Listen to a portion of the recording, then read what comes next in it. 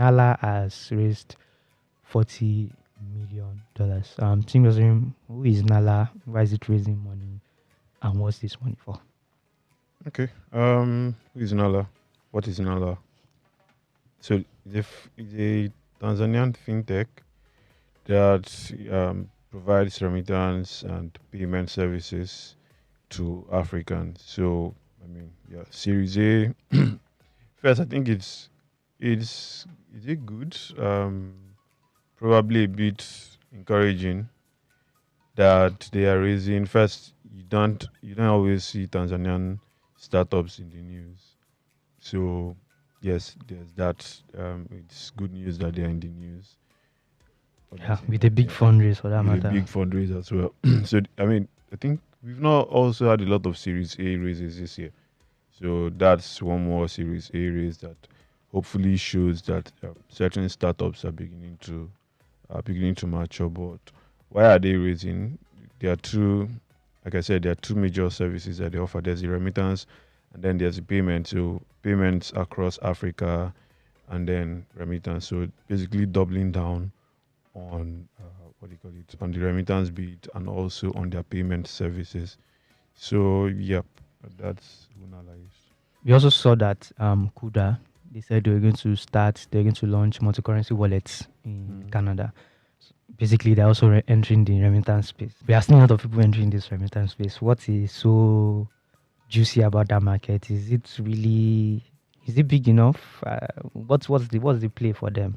The remittance market, typically it's been dominated by large financial institutions. So we're talking MoneyGram, Western Western Union. Union. So it's been dominated by them.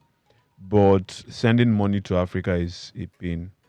You're spending about, or you lose about 8% of the money you're sending. Mm. So that's a huge problem for anyone who is sending money to Africa from any part of the world. I think we have the highest rates. We have the highest transaction rates globally. Like So it's transaction costs to yeah, Africa are the highest. yes, Wow. transaction costs to Africa are the highest. Sub-Saharan Africa in particular are the highest.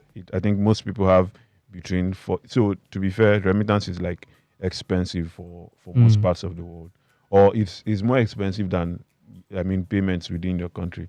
So, but in Africa, while others have between 4 to 5%, we are hovering around 8%.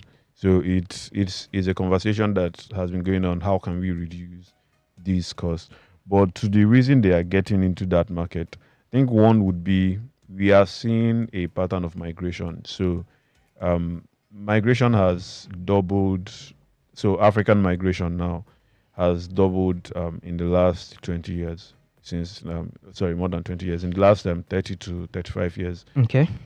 our migration patterns has kind of doubled. And what we are seeing is, yes, there's still a lot of inter-African or intra-African migration happening. So people going from Ghana to Togo or Benin Republic to Gabon, for example, we are seeing a lot of that. But what we are also seeing is that um, as governments fail to provide a certain standard of living, people are beginning to search for um, the proverbial greener pastures outside Africa. So um, in Nigeria, for example, Japa is like, I don't know, it's probably the most used word in the last, or the most used slang in the last 2 to 3 years, which just shows how much people, basically the slang that means to leave or to escape or to run away. I'm not a Yoruba expert, so don't quote me on that. But Yeah. we are seeing more people leaving the continent, and when they leave, they do not sever ties, right? So they Wow. have family That's an here. African thing. No, it's not just an African thing. It's Uh, it's common. If you leave a country, you may not sever ties. Well, except there's a reason for that. You often do not sever ties. okay. So you have family, you have friends, you have dependents who often stay back and who you need to send money to.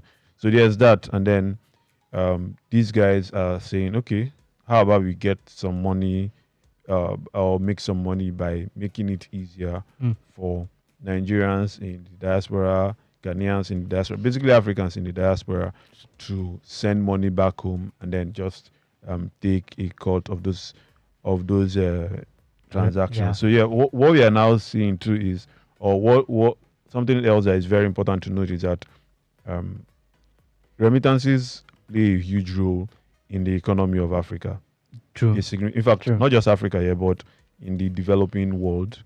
Um, I think for West Africa, remittance accounts for like 7% of our GDP. okay, I don't know the exact numbers Yeah, for like the it's different 7%. regions, but we have a case where Nigeria. Okay, last year, 2023 was I think 58 billion, to that was remitted to Africa, and $58 billion. yes, $58 billion, no, no, Mad. remitted to Africa. And what that goes into is medication costs for aged parents. It goes into setting up businesses. It goes into paying for school fees back here. It goes into settling debt that you owe people. It goes into a whole lot of things. So, remittance is definitely important.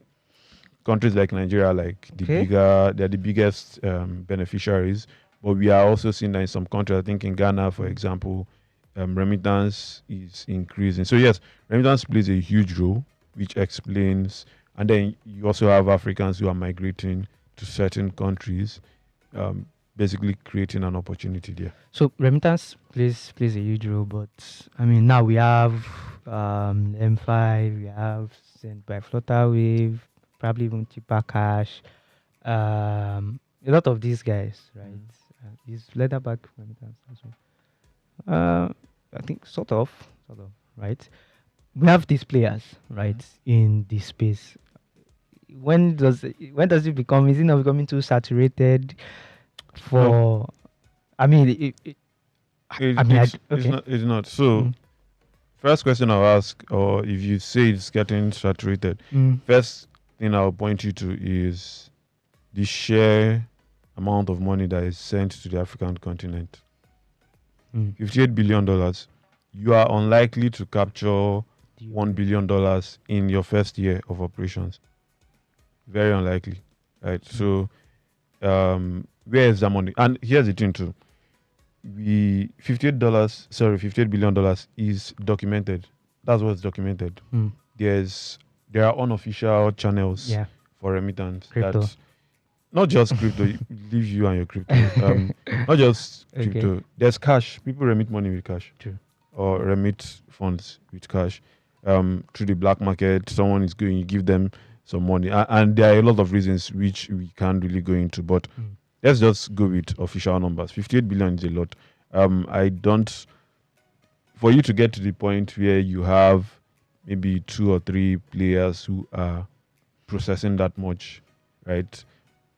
It's going to be a while. So I think the sheer amount of money that is being sent back to Africa is one reason why I think it's not saturated. So previously there were like very few options.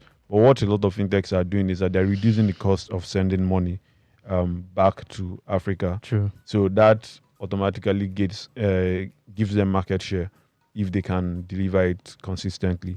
Then we are also, I think we can say, like, with a very good or high degree of confidence, that we are going to see a lot more migration over the next 10 to 20 years. Except we get our acts right across the continent, we are going to see more migration occur. And that just means that there would be more money to be sent back to Africa, because like I said, you do not cut ties when you leave the continent. So definitely that market is growing. Thanks to COVID, it shrunk a bit between 2020 and 2021, but it's slowly getting back up. While previously it was countries like Nigeria, South Africa, Egypt, that were always seeing like the highest. I think at some point Nigeria even had like 50% of the remittance, but now we just have 38%. So other countries are getting in on the act. So we are definitely going to see a lot more people leaving the country or leaving the continent who would need to send money back home. So yes, there might be a lot of players right now. I really don't think there are a lot of players, but there might be a number of players right now. But would you stay past the 4 or 5 year mark? If that's probably when we can now talk about saturation. I think it makes sense. If you are especially looking at that $58 billion number, I don't think all of them combined probably do, I don't know, a small percentage of that. So I mean, they are just launching, so yeah, of yeah, course yeah. they would not. They are already established Mm. players there who are responsible for that figure you're seeing. Yeah. So we probably need more of them because if we have more of them, I'm sure remittance costs will also come down Hopefully, significantly. If I mean, it's there are not enough really a players. technology. It's not primarily a technology problem. So Mm. hopefully, someone figures out ways to make remittance a lot more cheaper than it currently is. To listen to the full episode of this podcast, visit podcast.techpoint.africa or search for Techpoint Africa Podcast on your favorite podcast platforms.